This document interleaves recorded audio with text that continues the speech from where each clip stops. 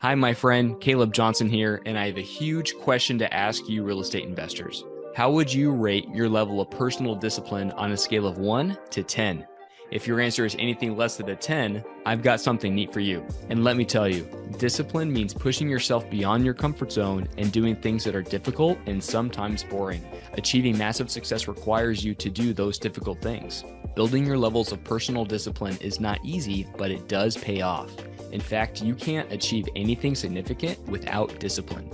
Now, I just released a program for investors where I walk with you as an accountability coach to aid you stay on track so you can push yourself to do the hard things that greatness is going to require of you. Starting is easy. Go to redccapitalgroup.com and click accountability coaching at the top right of the screen. So let's get to work, and now to the interview. This is Caleb Johnson, host of From Trial to Triumph. I am very, very excited for our guest today. I am actually in commercial real estate because of this man. So I know God has used him in my life in an incredible way, and I wouldn't be here today if it wasn't for him. So, Corey Peterson, welcome to the show.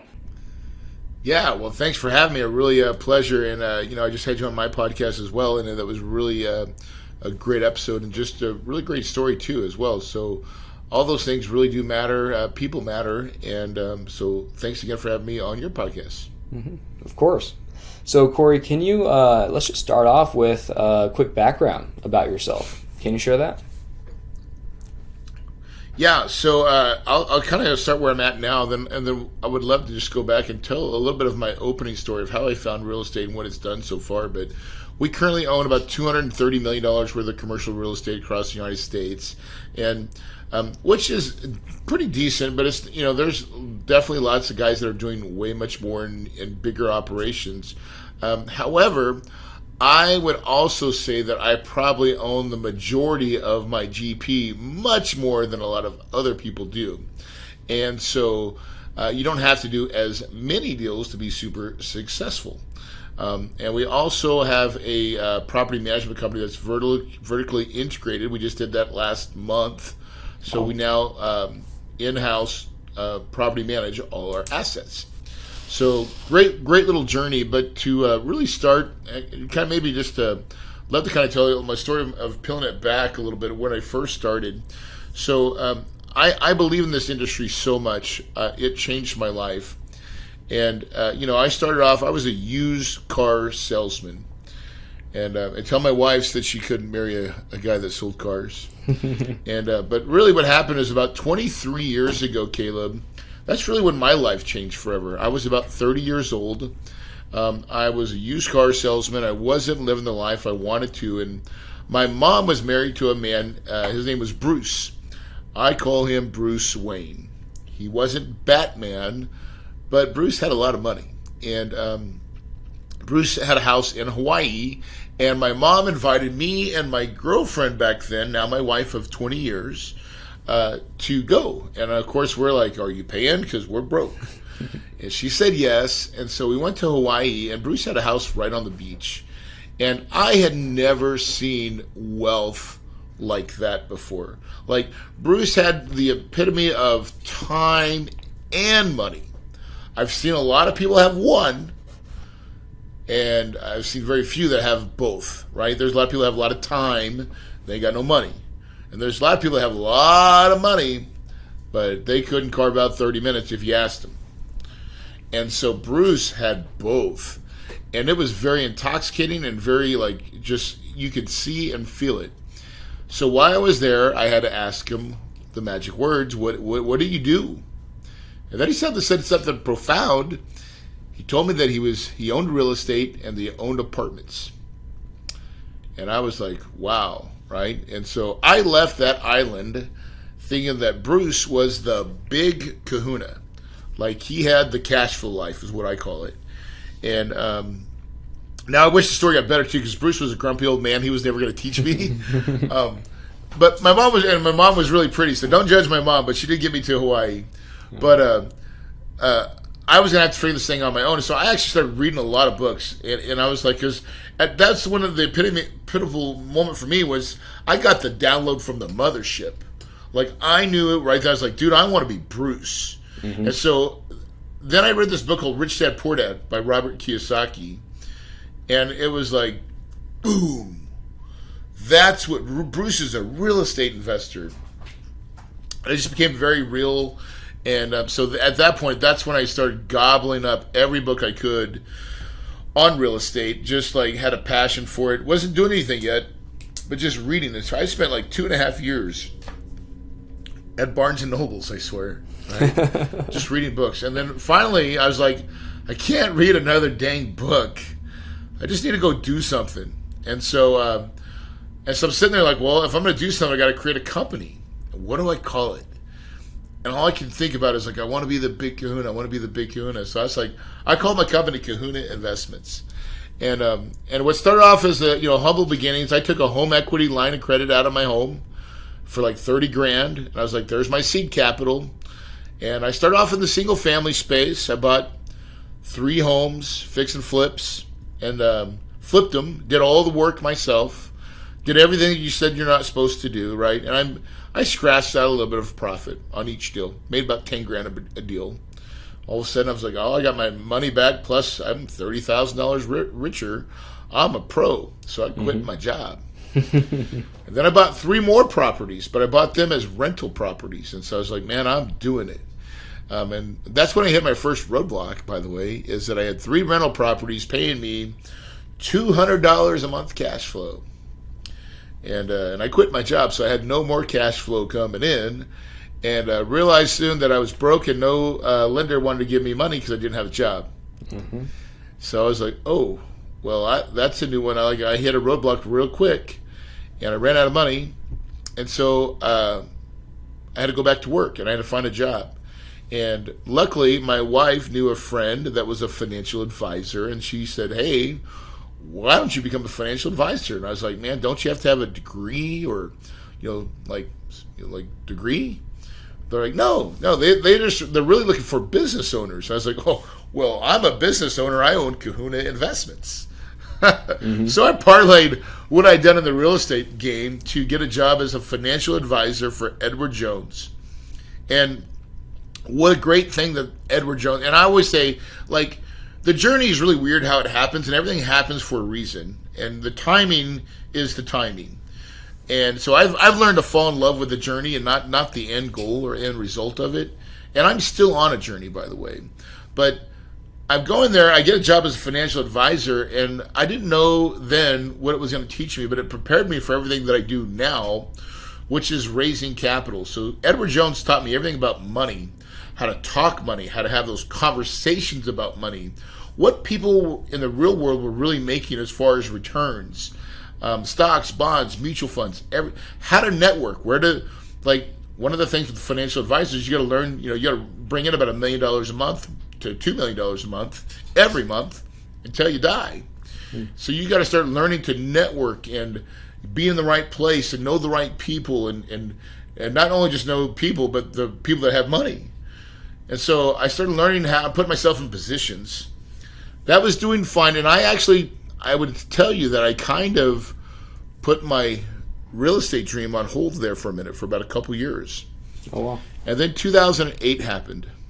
And when that happened, I realized something that everybody that's listening, you should listen really hard, is you have no control in the financial, in stocks, bonds, and mutual funds. None. Anybody tells you that they, you got a balanced portfolio, hogwash.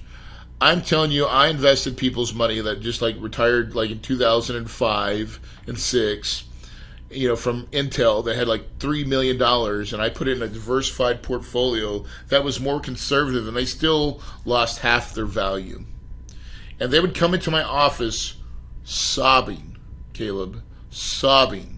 Like the wife, if I could just show you the picture of this wife coming in, they're coming in to meet me because they're just distressed. They're like, our whole life we've been saving money, we've been doing good, and we're at retirement, and you can just feel the weight of this, man. The woman's just sitting there sobbing, just and the husband's like a stress wreck, right? Everything they'd planned for, and they're asking the question, Caleb. Mm-hmm.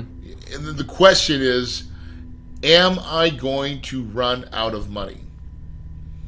And I have to look at them and say, yeah, That's hard. yes, you are. If you don't drastically change what you're doing now, all those plans you set out are shattered, by the way, and you'll probably never recover. And you start having those conversations with a lot of clients, and you start hating the business. And that's what happened to me, is I hated it. I got disenfranchised with being a financial advisor. As soon as that happened, my sales kind of magically plummeted, right? And so, and most financial advisors will tell you this, they're commission based. They're like glorified salespeople. And so it wasn't long that I had a meeting at 10 o'clock with my manager, and at 8 o'clock I show up to my office, and my secretary can't look at me. Caleb, I knew the fix was on, brother. I was going to get fired. I could feel it. I was like, oh man, I'm getting fired at 10. And so, but this is the change. This is what really happened. So I know, I'm like, oh my God, I'm getting fired, right? First thing I do is I take my client list and I print it and put it in my truck and lock the door. Smart, right? And so then I'm sitting there for about 2 hours, and I'm saying, so I can only equate to this, Caleb, like when you're a young kid, right? Or just when you're a youth, you used to dream and believe that you could do anything you ever put your mind to, right? I think as children, we do not put limits on ourselves, and you allow yourself to dream and dream big. Somehow as adults, we start to take away and start saying that you can't do that. And so here I am at an apex of where I'm like, I know at this point exactly what I want to do. I know this little kid inside of me is saying, put me in. It's time to go play ball. I need to be a real estate investor. I knew it at that point. I knew that's what I was supposed to do. And I'm battling with this 30-year-old man that's got a wife, a couple of kids, a brand new mortgage and a house, and like responsibilities. And that's because what was on the line? Everything. My marriage, my kids, like that's real stuff. Because I knew that if I was going to go do real estate, like how am I going to sell that? And what am I like, when do I start making money? Because I don't have the answers. It's not like I'm going to go work and find a job with somebody. I'm saying I'm going to go chart my own course. And Caleb, I'm proud to say in that room with 4 walls, just myself, I made the most deep down, honest, everything that I am commitment. And I made it to myself that I would be willing to do whatever it took to be successful in real estate. I would burn every bridge along the way. As long as it was legal and ethical, there was nothing that I was not willing to do or pay to be successful. Right? If they said, you got to be up 4 o'clock a.m. every day for years, done. Hit the button, check me in. I'm doing it. Right? I don't care. I was willing to pay whatever price, and I was willing to burn every bridge along the way. And that conviction and that desire was so real and so palatable. I mean, I'm telling you, I get 10 o'clock, I got fired. I was like Rocky, man. I come out of that thing with my hands held high, like, I just won the race. Now that lasted for 5 minutes, okay? Caleb, it was followed by sheer terror. Sheer terror came over me next. Because now I got to go home, and I got to sell this to my wife. And I don't know about you, but so I've been married for 20 years now. And on that day, my wife did me such a freaking solid, my friend, because I came in there with my heart just open, and I'm like, honey, I don't even know how I'm going to do it yet. Like, I'm just telling you that I'm going to do real estate. Every book I ever read that they made the biggest gains was in down markets. We're in a market that we probably never see in my lifetime. I know I'm supposed to do this. I'm destined to do it. And I don't know exactly how, but I promise you I will not fail. Hopefully you hear this conviction, because this is, I'm telling this story as if I'm living it right now, because I'm going through it, and the passion is still there. It's still here, Caleb.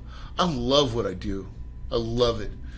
And I'm telling you, my wife looked at me, and she saw it, right? And she said the most magical words that I could ever get was like, honey, I believe in you, but don't fail, right? Because she knew it was at risk too.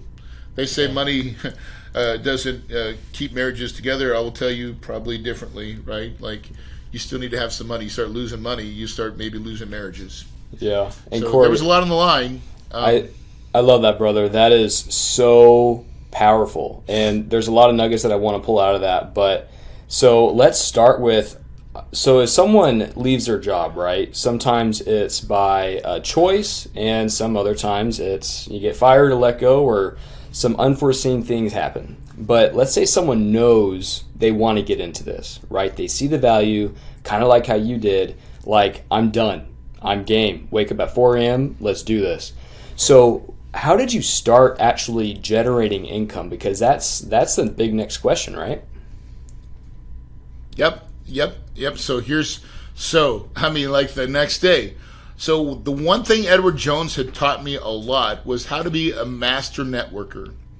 And I was that. I was running my own BNI group. I was on a bunch of charity boards, right? I was I was involved, right? I was just involved in a lot of different things. And so I was also going to my local RIA, right? Real Estate Investors Associations, every month to those meetings. But I also wasn't stupid, because when I would go to, like, when I first started really going to the RIAs, I would go to the guy that ran the meeting and I said, hey, listen, I'm new.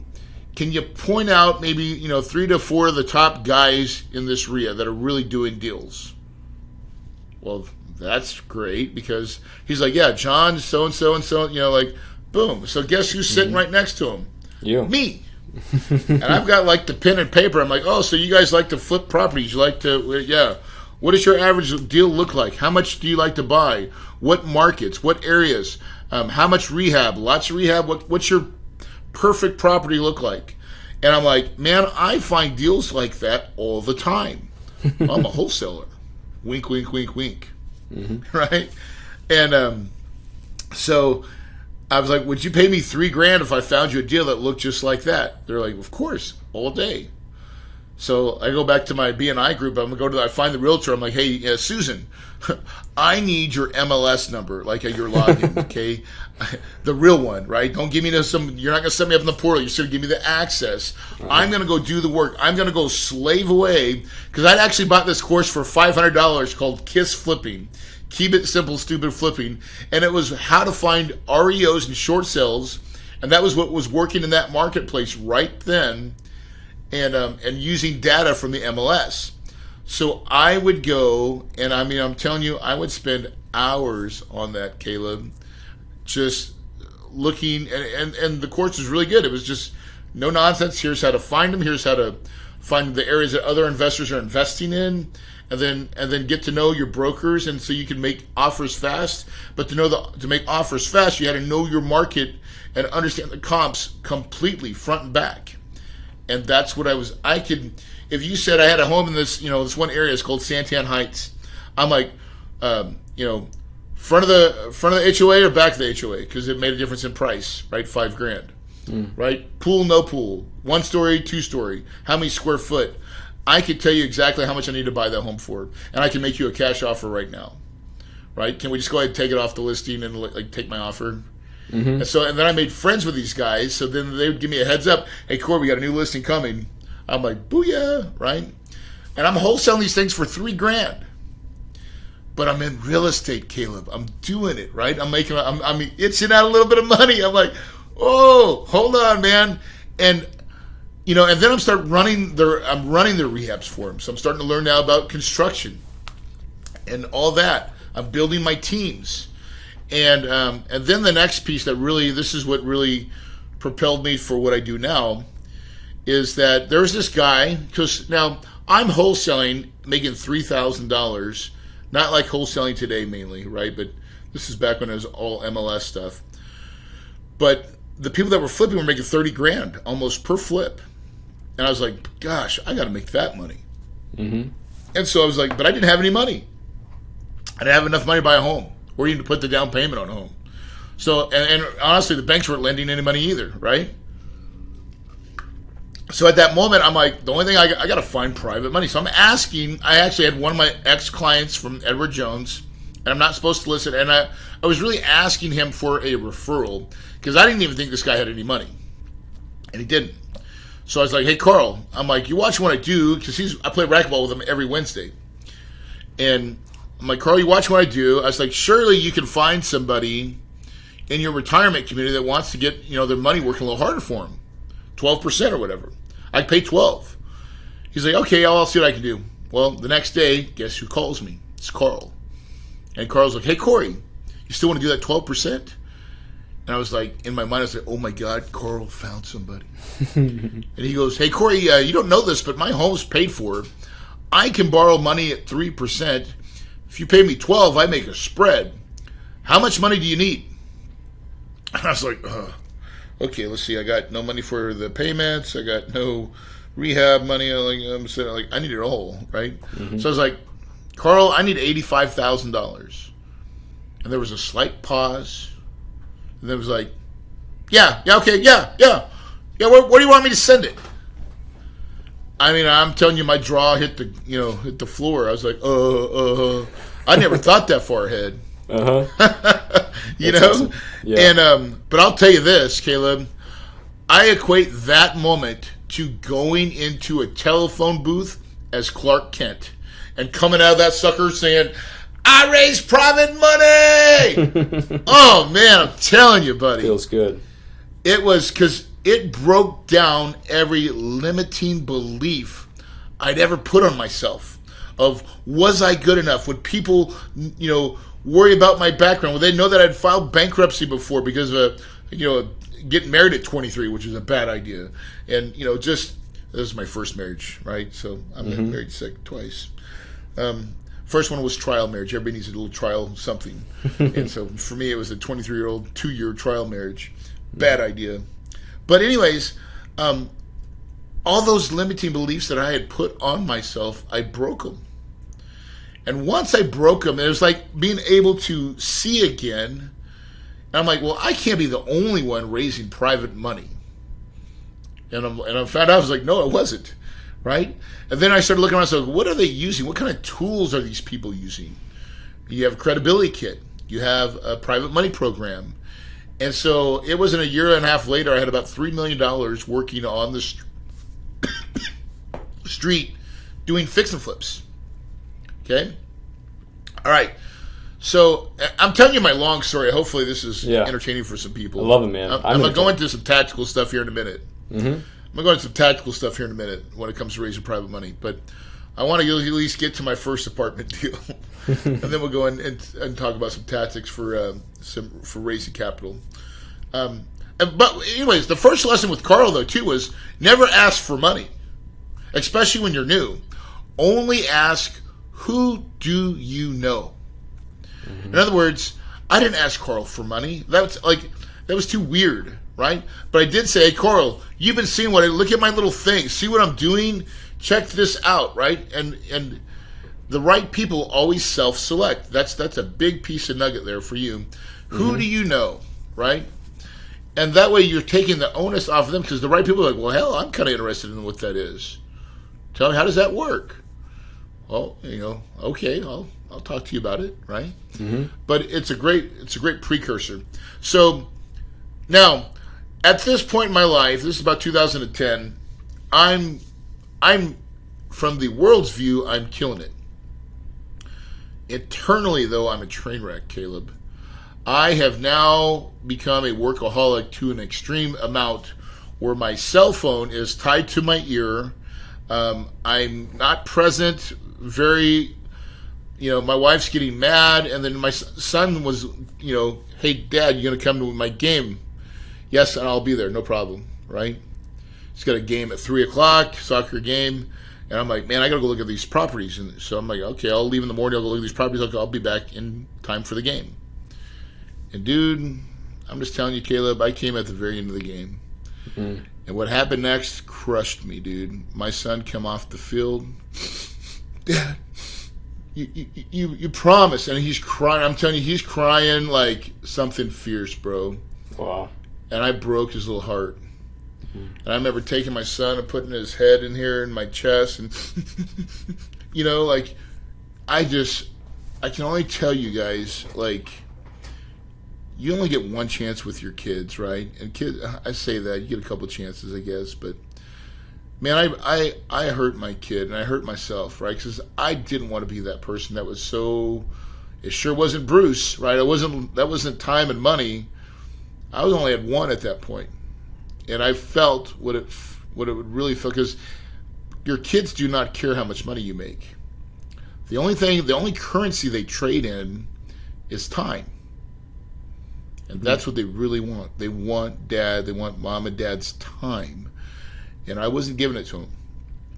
And now, kids are crazy because he still wants to get in my truck and drive him home, which is even worse because he's the whole time, right? Wow. Yeah. And I'm just like, I remember dropping him off, get home, and my wife looks at me, she's like, you got to fix this right now. And I get in my truck and I start driving, Caleb, and I'm telling you, I'm cussing myself out. You freaking idiot. And I mean, I'm beating myself up pretty severely, just internally, just mentally. How could you? Why would you do that? And finally I just break down and I just raised my hands up to God and said, God, please forgive me, right? That was not the desire of my heart. And I finally found peace. I found peace, and it came over me. And I was empty. And then it happened. It was like God touched me and he said, look over here, right? And I drive by an apartment complex, and I've driven by it a million times, right? And I used to say, I wish I could own an apartment complex. And in that empty state, I was like, how can I own an apartment complex? And Caleb, when I framed it right like that, all of a sudden my brain started working again. And I flashed back to Bruce. Bruce had time and money. And I knew at that point that I was doing it all wrong and that apartments was the answer. I'm like, what do I know about apartments? I go, not a whole lot. Where do you find the information? Barnes and Nobles. Mm-hmm. Did a Now it's U-turn, Audible. went to Barnes and Nobles. Yeah, now it's Audible. Bought a book by David Lindahl called, gosh dang it, what's it called? Multifamily Millions? Multifamily Millions. Mm-hmm. Yep. And then David Lindahl ended up becoming my mentor. I flew out to Boston, met Dave. I got a video. I have this early video that I have. You get somewhere on YouTube. It's so weird, so corny, but you can just see like I'm starstruck, right? Yeah. I'm over here with Dave Lindahl. And so in 2011, finally I was ready, and I'd done the work and learned the business. Bought my first apartment complex for $3.2 million. I raised $1.4 million worth of private equity. And then I bought it and held that property for 5 years. I sold it for $8.8 million. And when I sold that one, that was when I become, somewhat financially free. Now we own, we have 10 active assets, right? And we bought and sold a couple too as well. But we've done really well for ourselves. And it's been an incredible journey, right? So I will tell you that when you do apartments right, it does give you those two things, time and money. And I love to work. I love the game of real estate, Caleb. But I'm just telling you that you can do it to where you put your life first, make your business set in the cracks, and you can have everything that you want and desire. Mm-hmm. I love that, Corey. Thank you so much for diving into that. And I don't think I've heard that. I didn't remember some of that story, and so that's really inspirational to hear. Now, I want to touch on a couple questions, and the first being, someone might be newer, and let's say they have a little bit of experience, maybe a couple years in commercial, but especially in today's market, it's kind of challenging. We've seen a big decline in transaction volume, and so they're chasing this. They're so hungry, right? They're so hungry. Let's say like you just left your job, and they want to get this thing done. But it can feel like you're trying to shove a round peg in a square hole. things just aren't happening. So what do you say to that guy or that gal? Don't stop. Don't quit. I mean, like, listen, so what? Right? So, like, what is busy? Like, how many apartment deals do you have to really buy to be successful? One. Just one, right? If you bought one apartment a year, that's all you ever did. So I say they're not trying hard enough. I would tell you that they're giving yourself a lie. They think they're working hard, but they're probably not, right? Right now we're making a choice not to buy in the marketplace, probably till next quarter, right? Third quarter, we're going to start buying. But I could, if I wanted to, I could turn my machine on right now, and we would have a deal fairly quickly. I would find a deal that would pencil, and it's about belief. So when you say that you can't, then whatever you say, you're right. Whatever you believe, you're going to find it. You're right, right? And what if you changed your mind to said, hey, I'm so close to finding a deal now. I'm so close. I've been working this hard. I know I'm so close to finding that needle in the haystack. I've already looked at, 200 deals. I'm so close to finding the one that's going to change my life forever, right? Wouldn't you work a little harder so you're so close to it? There's a book called 3 Feet from Gold. Mm-hmm. And it's a great story, but it's like one guy went the wrong way, and all he needed to do was another 3 feet, right? And he got discouraged, and he turned around, and someone else actually hired a specialist and said, hey, I need some help, a surveyor. And he's like, dude, the gold's really right here. And so if you're stuck, then you need to find mentors. You need to find people that are doing it and doing it now, because they probably will help you get unstuck, because most of the stuckness is in your mind. It really is. You're a victim of stinking thinking.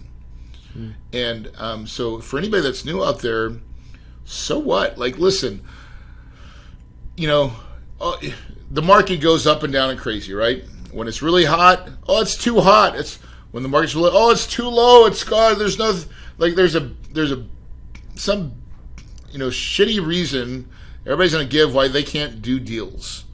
And I just don't believe them, right? You'll find a deal when you're ready, right? Mm-hmm. And you got to look hard. And it's not easy. If it was easy, everybody would do it, right?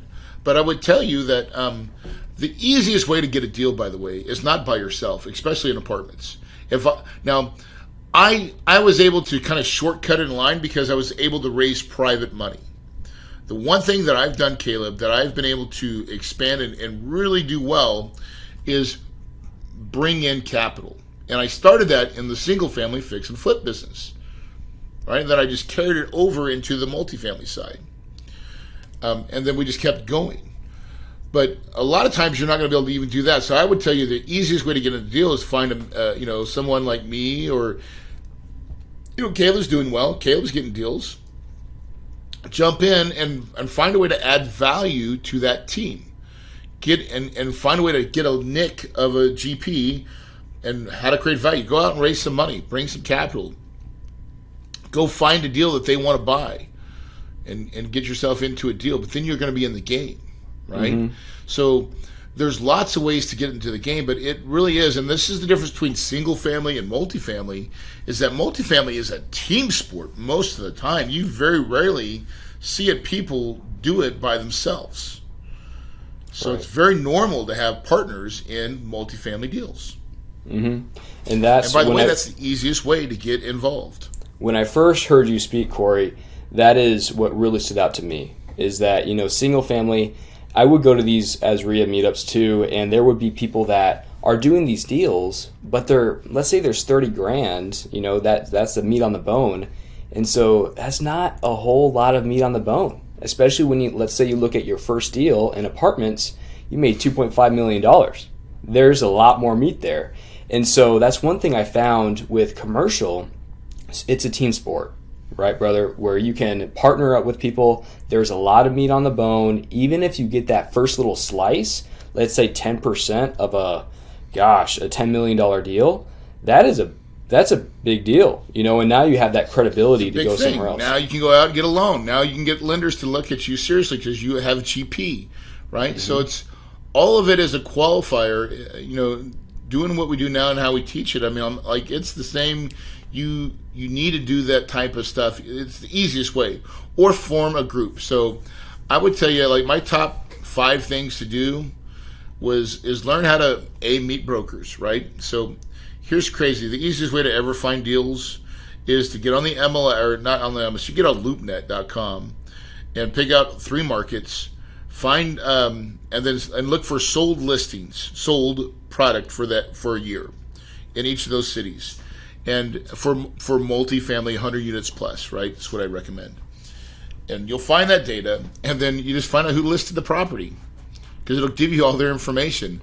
Those are the brokers that you're going to be calling. And so you don't use LoopNet to go find a deal. You just use it to find the broker, by the way.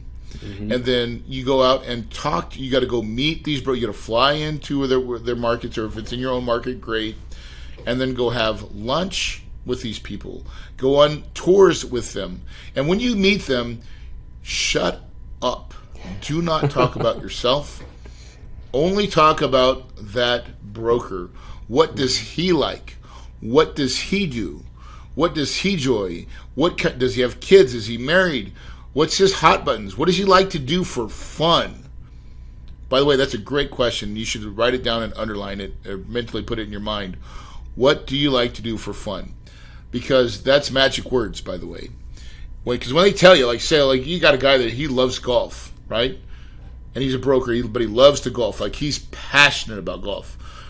What do you think? And I hate golf, by the way, right? I mean, I don't hate it, but I don't love it. But I would make sure I'd have a note, loves golf, and I would actually try to find out who his favorite golfer is.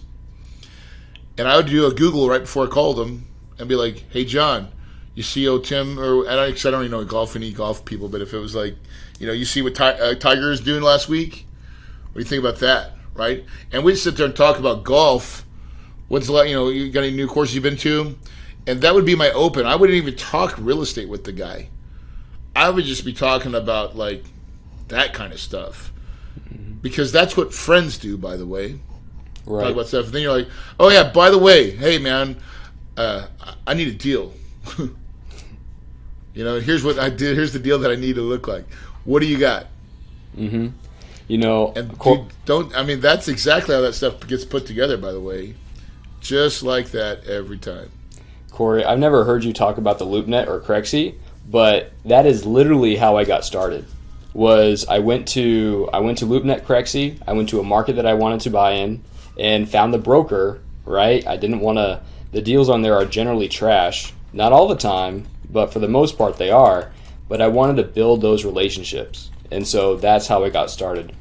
Now, Corey, let's go ahead and move into the final 3 questions. The first being is, if you can recommend a book to our listeners, what would that be? I would say that, one of the books that I really enjoy, that I've read and I really use, is called Traction by Gino Wickman. And that's really about how to build your business, how to have the right people in the right seats. And I'm also going to can I give a shameless plug? Yeah, let's do it. I would shamelessly plug my book called Copy Your Way to Success, Standing on the Shoulder of Giants. And by the way, if you want to get it, I'll give it to you free.